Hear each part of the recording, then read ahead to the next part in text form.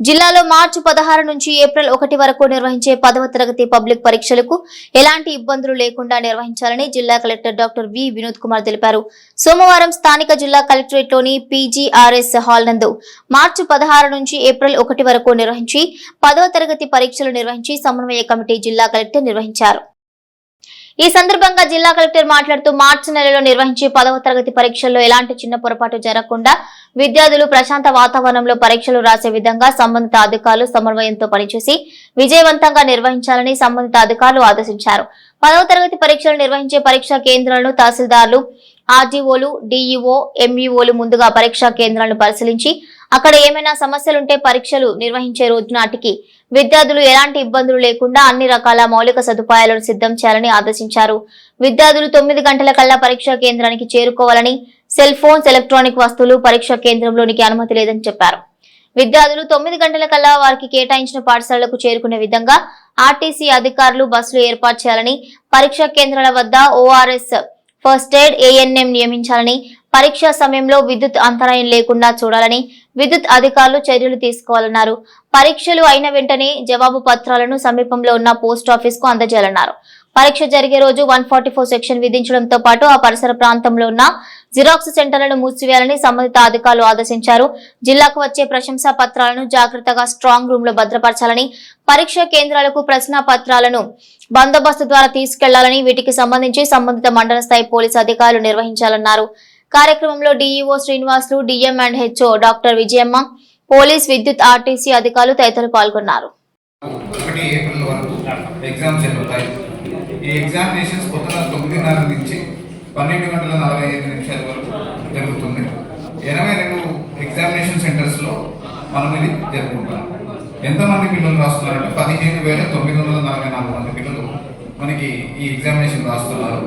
దీంట్లో రెగ్యులర్గా రాసే వాళ్ళు అండ్ వన్స్ ఫెయిల్ అంటే లాస్ట్ ఇయర్లో ఫెయిల్ అయ్యి మళ్ళీ ఇప్పుడు అపేర్ అయ్యే వాళ్ళతో కలిపి 15,944.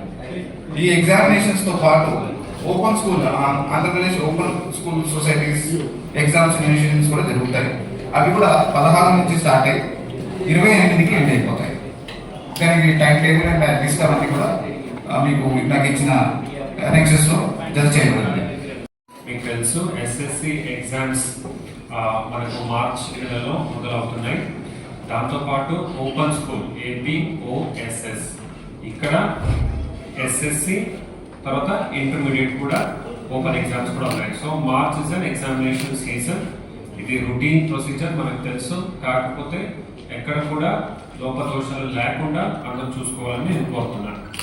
ఎస్పెషలీ ఎవరు మనకు ఈ క్వశ్చన్ పేపర్స్ని స్టోరేజ్ పాయింట్స్ అంటే పోలీస్ స్టేషన్ నుంచి తీసుకొచ్చేవాళ్ళు, తర్వాత రిటర్న్ డిపాజిట్ చేసేవాళ్ళు ఎవరున్నారు, they should be responsible officer. దయచేసి చూసుకోండి.